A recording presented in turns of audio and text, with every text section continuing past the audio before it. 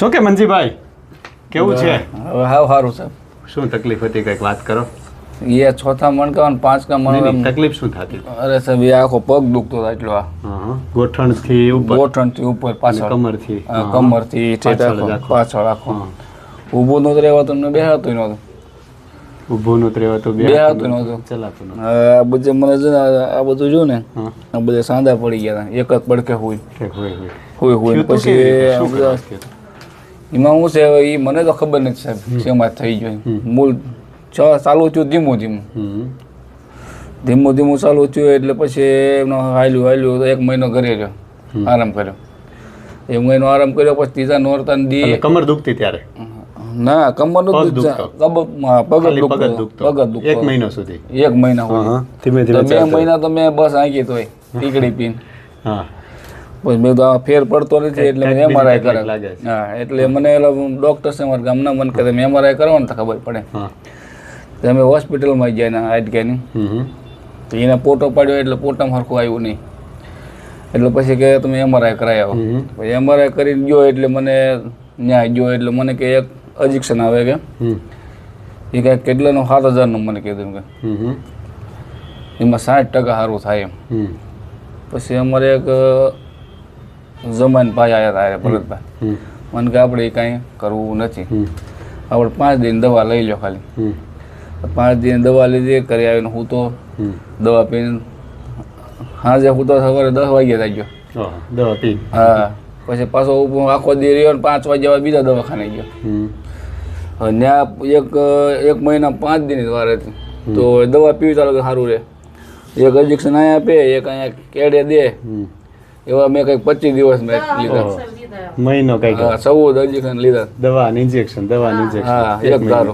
1 મહિનો પહેલા, બીજો મહિનો પછી. હા પછી તો દવાઈ મને નડી હતી. આ બધી તો અત્યારે સારું થયું. આ બધું નગર આવા કાળા જો આવા ડામમાં પડી ગયા કાળા, એટલે દવાઓ પી પછી હું કંટાળી ગયો. હવે બધા મને કે દવાઈ સારું થશે નહીં, ઓપરેશન કરાવવું પડે. પછી અમારા ગામના એક બ્રાહ્મણ છે, એ અહીંયા એ બેન ને બધે અમદાવાદ લઈ ગયા હતા, રાજકોટ લઈ ગયા હતા, બધે લઈ ગયા ભાવનગર. મને તમારું સરનામું આપ્યું, રાજુભાઈ પામણ. મને કે મનાભાઈ તમે ત્યાં આવ્યા હતા એટલે મને નંબર નાખ્યો, તમારું બધું આખું નાખ્યો. ફોન કર્યો, મારા ફોન કર્યો એટલે બેન કે 4 મહિના વાળો આવશે. મહિનો તોય કાઢ્યો મેં.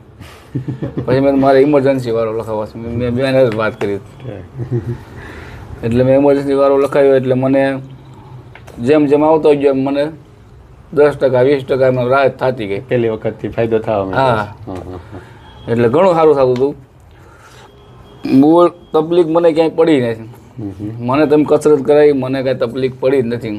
હું તમે ગમે એમ ઓલું કરતા તો મને તો તકલીફ જ નહોતી. મને તો મજા આવે રહેવાનું ચાલવામાં. એ તકલીફ થતી. હાલીને બહાર જતો જ નહોતો. તમારી જે તકલીફ હતી એ આપણે અહીંયા આવ્યા પછી ધીમે ધીમે સારું થયું. દવા વગર એ મેઇન વસ્તુ છે, કારણ કે દવાથી મટે એ નહોતું મળતું. દવા જ મળતું જ નહોતું. હવે તમારો કેસ આખો સમજીએ, હવે મજા આવશે. લાવો તો એ મારે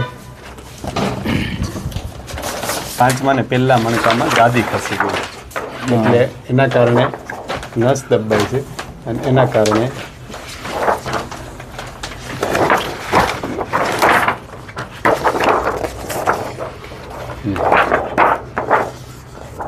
જો આમાં દેખાય છે.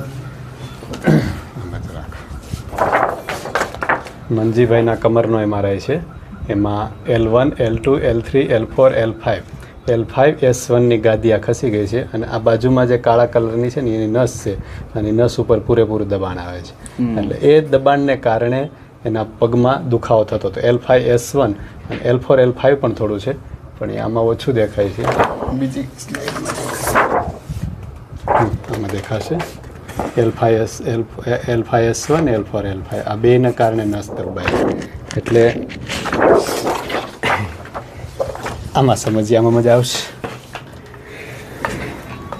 જો આપણું છે ને આ બધા મણકા છે બરાબર. આ આગળ ડોકના મણકા, આ વાહના મણકા, પીઠના મણકા, અને આટલા જે છે ને કમરના મણકા. એમાં 5, 4, 3, 2 ને 1 અહીંથી લઈને આટલા આ કમરના મણકા છે. આપણું કમરનું જે બધું કરે ને એ આ કરે. તમને જે તકલીફ છે ને એ 2 ગાદીમાં તકલીફ છે. આવડી આ જે આ ગાદી જે છે એ અને એક આ ગાદી છે. આ બે ગાદીને કારણે ગાદી ખસી ગઈ અને ગાદી ખસી ગઈ ને એની બાજુમાં નસ હોય, એ નસ અહીંથી આમ થઈ અને આમથી આમ થઈને આખા પગમાં આમ જતી હોય, બરાબર? એટલે આખા પગમાં આમ જતી હોય ને તો એ તમારે આ બાજુની નસ દબાતી હતી, એટલે આ બાજુનો પગ અહીંથી લઈને એટલો પગ દુખતો હશે. અરે સાહેબ એ તો વીજળી થાય એમ થતું મને. એ પગ આ ઠેરાવો ને એ મને ખબર છે. હા, એટલે ડૉક્ટર શું કરે કે જે નસ દબાતી હતી ને એ ડૉક્ટર દબાતી રહેલી નસને ખોલવાનું કામ કરે. કોના કારણે દબાતી? તો ગાદીને કારણે. તો ગાદીને કાપી નાખે, કાપીની નસ ખોલ નાખે તો એના કારણે આ ફાયદો થાય. અહીંયા આવ્યા પછી તમારે કોઈ દવાઈ નથી લીધી? દવા નથી લીધી, ઇન્જેક્શન નથી આપ્યું કે ઓપરેશન નથી કર્યું? કોઈ વસ્તુની મેં કાંઈ લગાડ્યું નથી. કંઈ લગાડ્યું કોઈ લગાડ્યું નથી, વસ્તુ લગાડીને. લગભગ 7-8 વખત આવ્યા છું. હા, 7-8 વખત તો પાકો. 7-8 વખત તો પાકો, એટલું થઈ ગયું છે. હા, એટલું થઈ ગયું છે પાકો. પણ મેઇન વસ્તુ છે કે ભાઈને, મંજીભાઈને જે તકલીફ છે ચોથા ને પાંચમા મણકામાં, પહેલા મણકામાં ગાદી ખસી ગઈ, અમારી ભાષામાં એને પ્રોટ્રોઝન કે હર્નિએશન એવી રીતની વાત કરી શકાય. તો હર્નિએશનમાં મોટા ભાગે જો બહુ દુખાવો થતો હોય અને સહન ના થતું હોય તો બધા ઓપરેશન કરી નાખે. પણ દવા વગર, ઇન્જેક્શન વગર ને ઓપરેશન વગર આ પદ્ધતિથી મટી શકે છે એ મંજીભાઈ પાકું છે. મંજીભાઈનો દુખાવો પહેલા દિવસનો જો વિડીયો જોયો હોત ને તો ખબર પડત. આખું એક બાજુ આમ ત્રાસું થઈ ગયું હતું, પુષ્પા સ્ટાઇલ. હેરાન થઈ ગયો અમારા આહુડ આવ્યા સાહેબ, એટલું દુખતો હતો. એક પડખે ને પડખે હું તો એટલો દુખાવો થાય. આંગુડા છે ખાટલામાં હુતા ખાતો હતો. બેહવાને ખાઈને ટેક દવા ને ઇન્જેક્શન ચાલુ હતા તોય ફાયદો નહોતો ફાયદો નહોતો થતો. એટલે આપણે અહીંયા શું કર્યું કે તમને જે ટૂંકમાં નસ દબાતી હતી, ગાદી ખસી ગઈ હતી, એને સેટિંગ કરી અને એ નસ ખોલવાનો પ્રયત્ન કર્યો. તમારે નસ ખુલી ગઈ એટલે દુખાવો જતો રહ્યો. બસ આ મેઇન વસ્તુ છે. ભગવાનની દયા થઈ કે મટી ગયું. હવે ચાલુ હોય તો કેટલું ચલાય? હવે સાહેબ 2-3 કિલોમીટર હાલીને ગયો. વાત છે, મોજ પડી ગઈ. 2-3 કિલોમીટર હાલીને જાઓ, હાલીને આવું. હવે કોઈ જાતની તકલીફ ગામના કહેતા હશે ને આને પગ આવ્યા ગયા. હવે એ તો કે હાલતા શીખી ગયો અમે તો. હા, રેડી. પેલા તો ખબર કાઢવા એવું હોય આખું ગામ. હા, દુખાવો થયો હોય એટલે. અરે સાહેબ એની વાત આવવા જો. એ તો ભગવાન આવી ગયો. ગરમ પાણીનું આંધણ આવી, એ આંધણની ગરમ પાણીનો એટલો શેક કરતો હતો. આવડા એમ કે મને અમને અડાતું નથી, તો મને તો ફેર જ પડતો. હવે એમાં સેન્સેશન ના હોય ને એટલે આ તકલીફ પડે. પણ મેઇન વસ્તુ છે કે તમે ટકી રહ્યા એટલા સમય સુધી કે ઓપરેશન નહીં કરાયું. નહીતર આમાં મોટા ભાગે શું કરે કે દુખાવો બહુ થાય ને એટલે ઓપરેશન કરી નાખે. મને ના પાડતા હતા સાહેબ.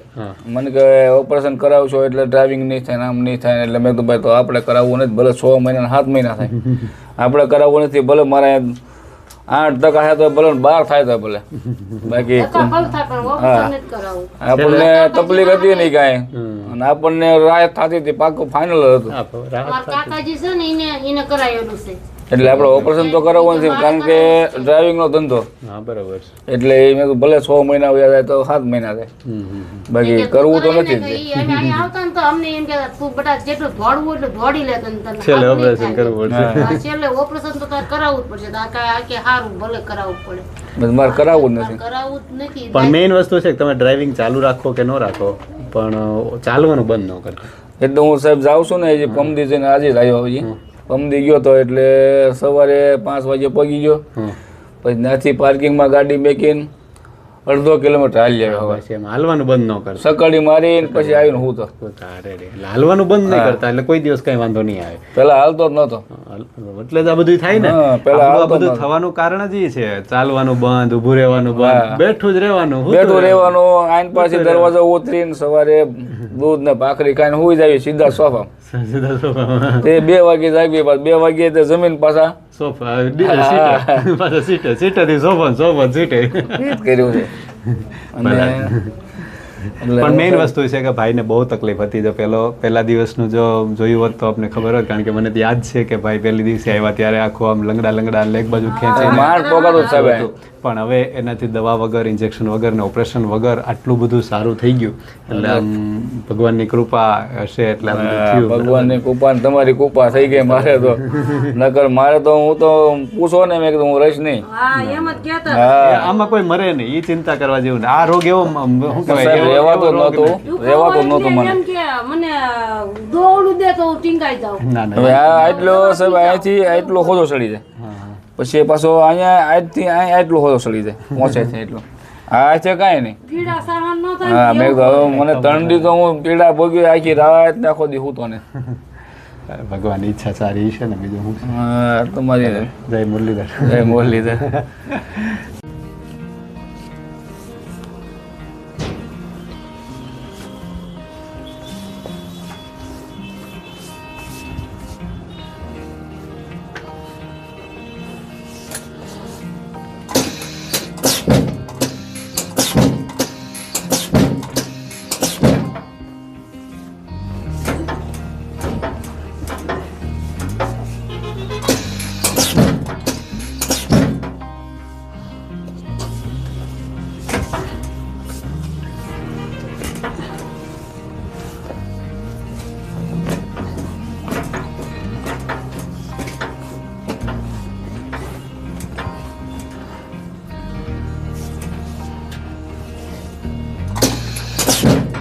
ત્રાંસું થઈ ગયું તે બધું સીધું થઈ ગયું.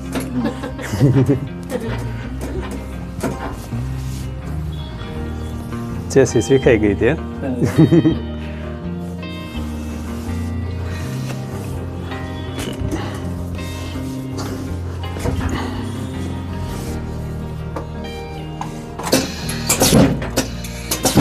પડખું ફરીને આડા સુઈ જાઓ એક બાજુ.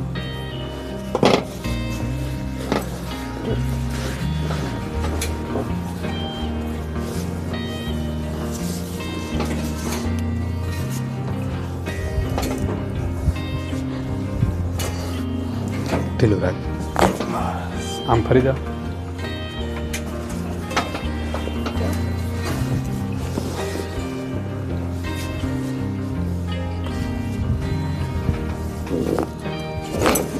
સીધા સુઈ જાઓ.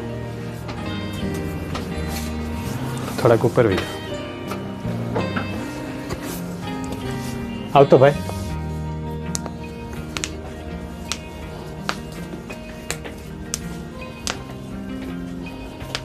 ફૂલ શરીર થઈ ગયું.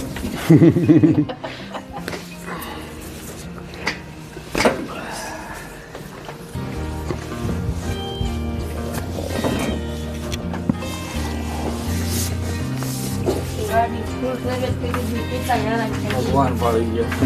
ઈ કેટલા હેરાન થયા, એમને કેટલું સાહેબ તો મને ખબર છે ને.